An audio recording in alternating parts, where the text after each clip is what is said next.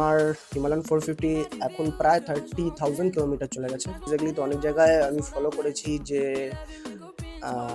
একটা হিমালয়ানের ইঞ্জিন থেকে টিকির একটা সাউন্ডটা আসে, তো ওটার নয়েজও বলতে পারো।